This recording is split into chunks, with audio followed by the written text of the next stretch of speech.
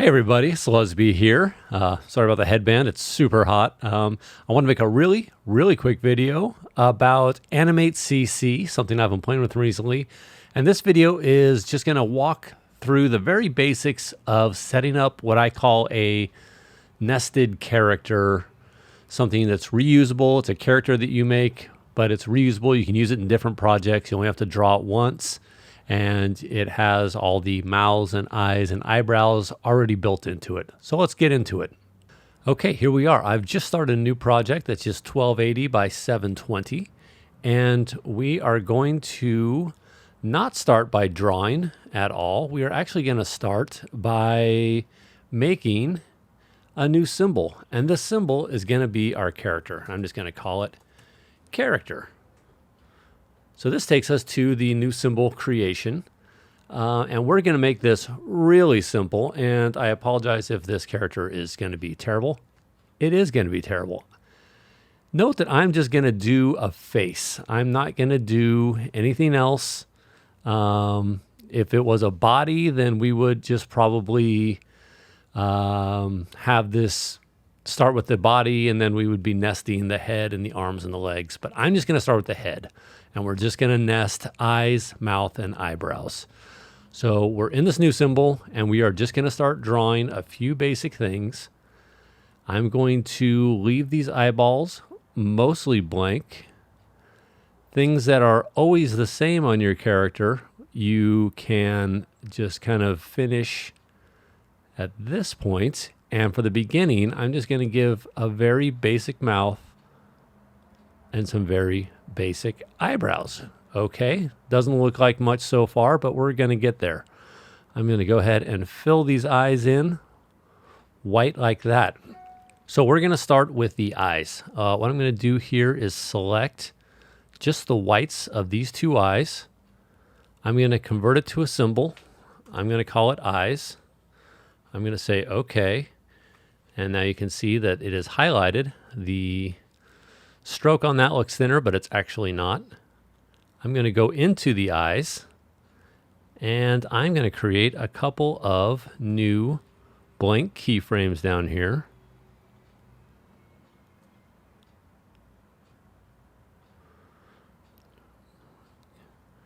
We'll leave the first one blank. Actually, we'll fill the first one in. We're going to go back to our pencil. Deselect. Give him a couple eyeballs here. That's great. We go to our next frame. Those disappear. Now we're going to give him maybe some eyelids and a little bit of an eye roll. I'm really doing a terrible job on these, and I apologize for that. Just trying to do this quickly and give you an idea. There's eyes shut. And finally, this will be big pupil after a long night of making videos. Okay. Up here you can see we've got scene, character, eyes. We're going to go back to character, and there's our guy. Now you're going to see that these are gone down here, but we're going to go ahead and insert a frame right there. And now as we scroll through, it's probably just going to be looking a little crazy. That's okay. We're going to go into our eyes, and we are going to go ahead and make him, I got to go back. Right over here is an option to play graphic in loop, play graphic once, or single frame for the graphic. We're going to pick single frame for the graphic. Now if we go back to our character, here we are in our character. We can now go to this one, any frame we want to make a change. Select those eyes. I keep selecting everything here. Select the eye, do the frame picker, pick a frame. It's going to insert that into our timeline like magic. Why that is saying weird like that and that stroke changed, I don't know. I'll figure that out. But we're going to just keep working through the pain. We're going to try the same thing with the mouth now. We are in our character who's sitting in our scene, and we're going to go ahead and select the mouth. Close down our frame picker. We're going to convert it to a symbol. We're going to call it mouth. We're going to double click on that symbol, and that is going to bring us into the point where we can start to draw options. So I'm going to go ahead and add a couple of blank keyframes into this. Normally this would be where you would build all your mouth shapes for different sounds like ah, e, r, all those things that you could then assign into the Adobe Animate Auto Lip Sync. We're not going to do all that here. I just want to get you through the basics, because when I was starting out not that long ago in Adobe, I could not figure out these things. I could find finished samples, but I couldn't find exactly how to do this.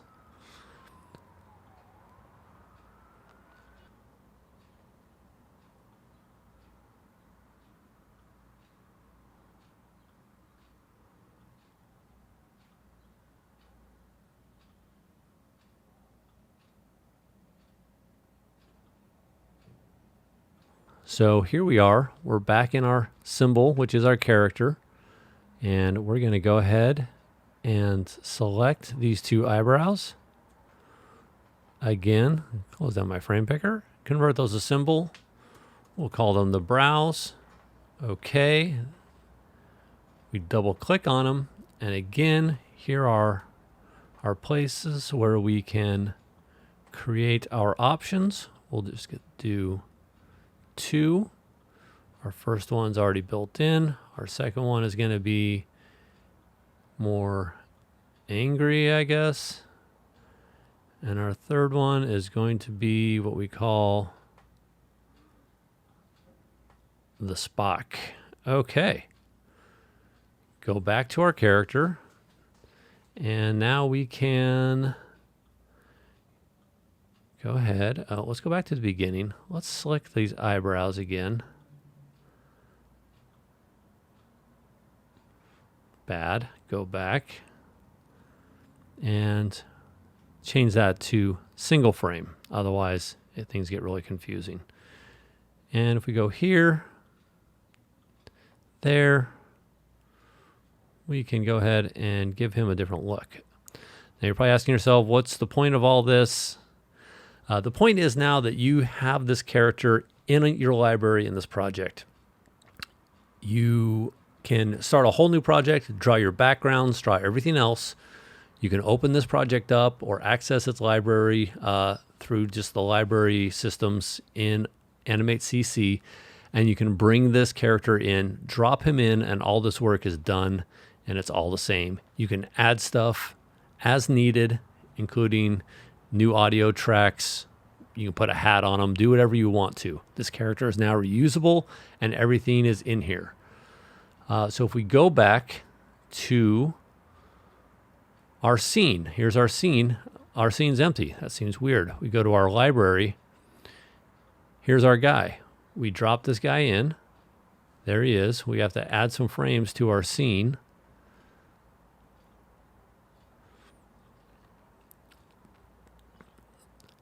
What we're going to use this for is if, let's say, our guy is going to be moving in. Big movements in the scene, little movements in the character.